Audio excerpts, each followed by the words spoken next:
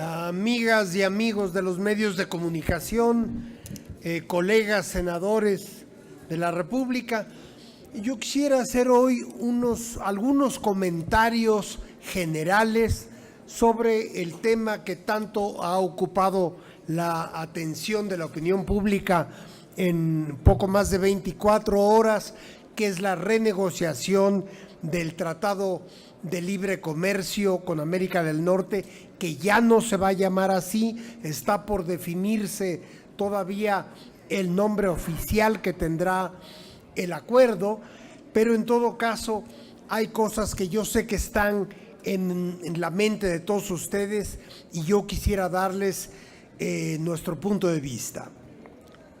En primer término, yo creo que es de celebrar que ya se aclaran muchas incógnitas que habíamos tenido durante muchos meses, casi año y medio de negociaciones.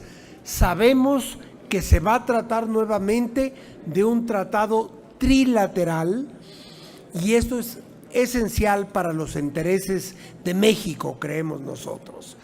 Como ustedes saben, hubo el riesgo de que acabáramos con un tratado meramente bilateral entre los Estados Unidos de Norteamérica y México, pero con este acuerdo al que se llegó en la noche del pasado domingo, sabemos que finalmente tendremos lo que deseaba México, un tratado trilateral. Ahora, el hecho de que ya contemos con un acuerdo de principio es un gran elemento para la estabilidad de los mercados, de las inversiones, para el sentido de certeza sobre cómo se van a dar las relaciones económicas de México, particularmente con nuestros vecinos del norte y con Canadá. Ustedes saben que había otros escenarios posibles, incluso hubo la posibilidad de que no hubiese ningún acuerdo, de que los Estados Unidos en algún escenario hipotético se hubieran podido retirar del TLC sin que hubiese nada que lo sustituyera. Y como ya dije, hubo el riesgo de que acabáramos con un tratado solamente bilateral. De modo que el camino queda despejado, yo pienso, en términos generales. Ahora, desde el punto de vista del nuevo gobierno que inicia el 1 de diciembre, también es una ventaja el contar con este tratado ya desde ahora y no tener que iniciar el nuevo gobierno en medio de un proceso de negociación tan complejo, tan arduo y lleno de riesgos como lo ha sido este proceso de negociación a lo largo de los últimos meses. Ya empezará el nuevo gobierno con este capítulo cerrado, al menos desde el punto de vista conceptual. Y digo desde el punto de vista conceptual porque todavía quedará el proceso legislativo en los tres países. Ustedes saben que el nuevo tratado tendrá que ser ratificado tanto por este Senado como por el Congreso norteamericano y por el Parlamento canadiense, y eso sí ocupará, hasta donde podemos prever, pues varios meses del año próximo, pero cuando menos tendremos ya en lo conceptual un acuerdo a partir probablemente de los últimos días de noviembre. Quedan por negociar algunas cuestiones, tenemos que ver qué tan importantes son.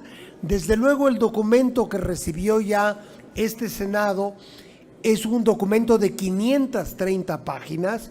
Ustedes comprenderán que es, por lo tanto, algo que requiere de una atención muy precisa y ya estamos en el proceso de estudio de este largo documento.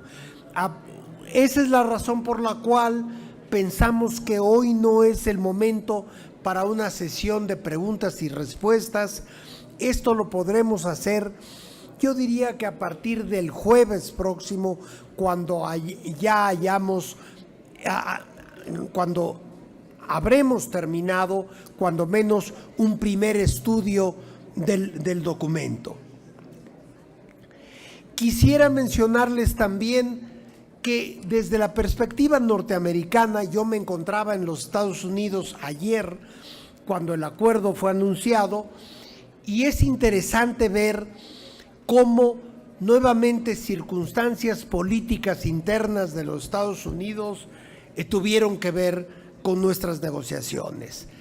Tengo la impresión de que se apresuró la posibilidad de llegar a este acuerdo de una manera dramática en las últimas 48 horas más o menos, porque como todos sabemos en Estados Unidos hay un tema, una cuestión de suma importancia y que es extraordinariamente polémico este tema en Estados Unidos, que es la aprobación o no aprobación de quien el presidente de los Estados Unidos ha propuesto como miembro potencial de la Suprema Corte norteamericana.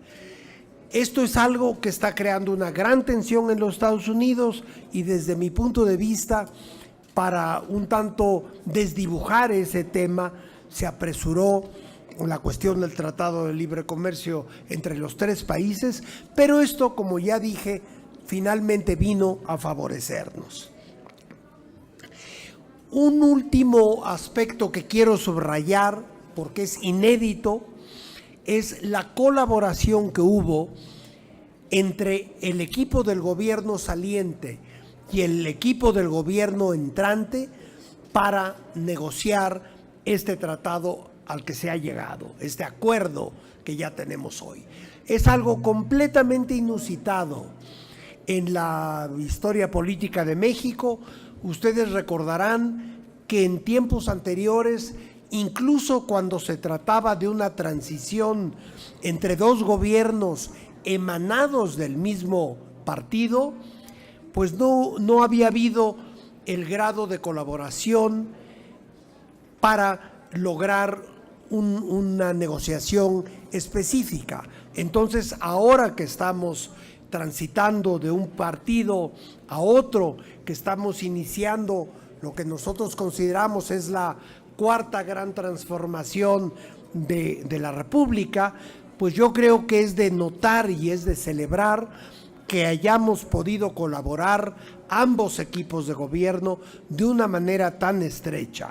¿Y esto por qué se logró? Porque estábamos negociando los intereses esenciales de México.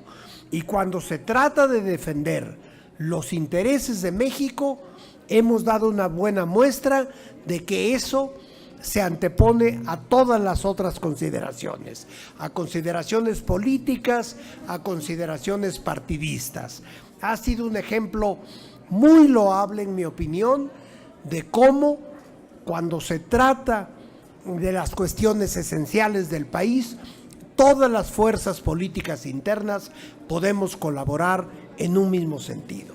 Muchas gracias y estaremos en comunicación, como ya digo, a partir de mañana por la noche, el jueves por la mañana, para ya discutir aspectos concretos, específicos y de detalle de este acuerdo que nos ocupa. Gracias. Gracias a ustedes, les agradecemos mucho, muy amables.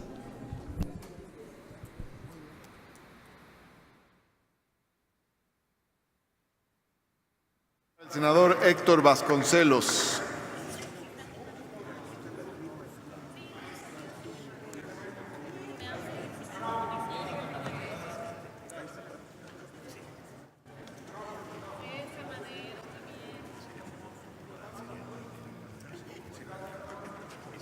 Adelante, adelante.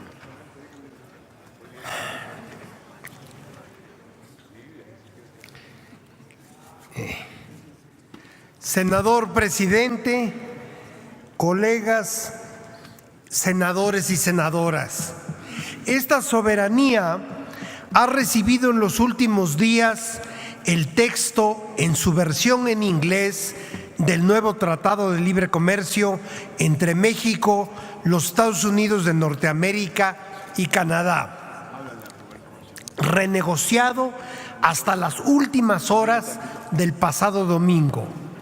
El nombre oficial del documento es aún incierto. Sus negociadores lo denominan todavía entendimiento y aún no tratado. Se trata de un documento extenso de 530 páginas que junto con sus anexos suma más de 6,000 páginas. Un documento complejo y con muchos aspectos altamente técnicos. Hemos iniciado ya el análisis del texto.